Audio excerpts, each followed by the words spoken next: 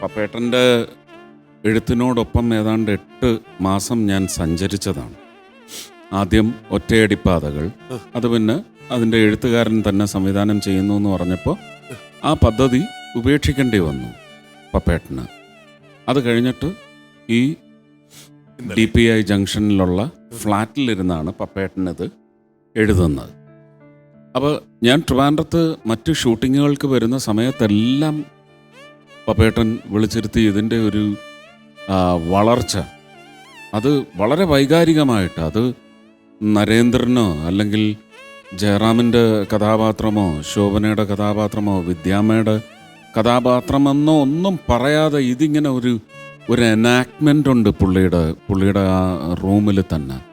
ആ സിനിമയിൽ അഭിനയിക്കാൻ പോകുമ്പോഴൊക്കെ ഞാൻ ഭയങ്കര ഇൻഡിഫറൻ്റ് ആയിരുന്നു. കാരണം കല്യാണം നടക്കാൻ പോകുന്നു, ഫെബ്രുവരി 8-ാം തീയതി, 90 ഫെബ്രുവരി 8-ാം തീയതി കല്യാണം. ഫെബ്രുവരി 2-ാം തീയതി ആയിട്ടും എന്നെ ലൊക്കേഷനിൽ നിന്ന് വിടുന്നില്ല. ഭയങ്കര ഒട്ടക്കും ബഹളവും. ഞാൻ പിണങ്ങി കാട്ടിലേക്ക്, ഞാൻ എങ്ങോട്ടെങ്കിലും പോവുകയാണെന്ന് പറഞ്ഞിട്ട് കാട്ടിലേക്ക് നടന്നു കയറി. ആ സമയത്ത് വീരപ്പൻ വിളയാടുന്ന കാലമാണ്. പിന്നെ രാത്രി വലിയ ഈ ഹെഡ്ഫോണൊക്കെ വെച്ചിട്ട് ജയറാം ജീപ്പിന്റെ മേളിൽ നിന്ന് മറ്റേ വിക്സിന്റെ പരസ്യം ചെയ്യുന്നത് പോലെ, ഓണത്തിനൊക്കെ കച്ചവട സ്ഥാപനങ്ങളുടെ പരസ്യം ചെയ്യുന്ന പോലെ വിളിച്ചു പറഞ്ഞ് വന്ന് എന്നെ റെസ്ക്യൂ ചെയ്യായിരുന്നു. അപ്പൊ അന്നും അദ്ദേഹത്തിന്റെ സ്വതസിദ്ധമായ ശൈലിയിൽ തെറി തന്നെ പറഞ്ഞു, നീ പോന്നെങ്കിൽ പോടാ, ആ തെറിയൊക്കെ പറഞ്ഞിട്ടുണ്ട്. പക്ഷേ പടം റിലീസായി കഴിഞ്ഞ് വിവാഹം നിശ്ചയിച്ചപ്പോൾ തന്നെ എൻ്റെ അടുത്ത് അദ്ദേഹം പറഞ്ഞത് എനിക്ക് ഇപ്പോഴും ഓർമ്മയുണ്ട്. രാജൻ ഞാനാണ്, രാധികയുടെ അച്ഛൻ. രാജൻ മരിച്ചിട്ടില്ല, എൻ്റെ ഉള്ളിലുണ്ട്. അപ്പോൾ നീ എൻ്റെ മോളെയാണ് കെട്ടുന്നത്, നീ എൻ്റെ മരുമകനാണ് എന്ന് പറഞ്ഞിട്ടുണ്ട്.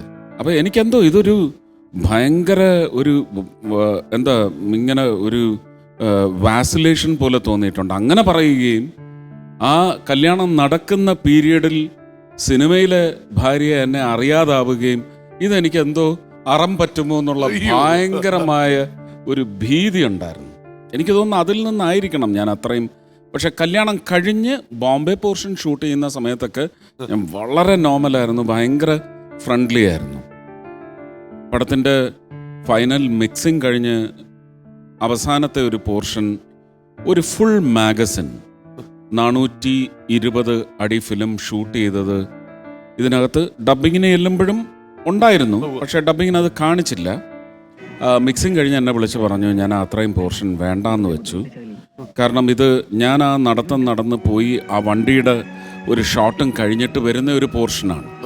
അത് കാണിച്ചാൽ നാട്ടുകാരെന്നെ തല്ലിക്കൊല്ലും, അതുകൊണ്ട് ഞാനത് വേണ്ടാന്ന് വെച്ചു എന്ന് പറഞ്ഞ് ആ ഒരു കൺവിക്ഷൻ ഉണ്ടല്ലോ, അതിൻ്റെ പര്യായമാണ് സിനിമയിൽ ജീവിതമാണ്. ഇപ്പം തിങ്കളാഴ്ച നല്ല ദിവസം പോലെയുള്ള, പെരുവഴി അമ്പലം പോലെയുള്ള സിനിമകൾ കണ്ടാൽ നമുക്ക് മനസ്സിലാവും. പെരുവഴി അമ്പലത്തിലൊക്കെ എള്ളെണ്ണയുടെ നനവ് നമുക്ക് അറിയാം അല്ലേ? എല്ലാവരും ഞാൻ ആലോചിക്കണത് പത്മനാഭൻ സാർ അത് കഴിഞ്ഞിട്ട് ജോഷ് സാറുമായിട്ട് ചേർന്നപ്പോ സുരേഷിന്റെ വന്ന ക്യാരക്ടർ ആബ്സല്യൂട്ട്ലി ഡിഫറെന്റ് ആണ്. ക്രിസ്റ്റി. അതെ, ക്രിസ്റ്റി എന്ന് പറയുന്ന കഥാപാത്രം ഞാൻ തന്നെ ചെയ്യണമെന്നുള്ളത് പപ്പേട്ടൻ്റെ നിർബന്ധമായിരുന്നു എന്നാണ് ഞാൻ പിന്നെ മനസ്സിലാക്കിയത്.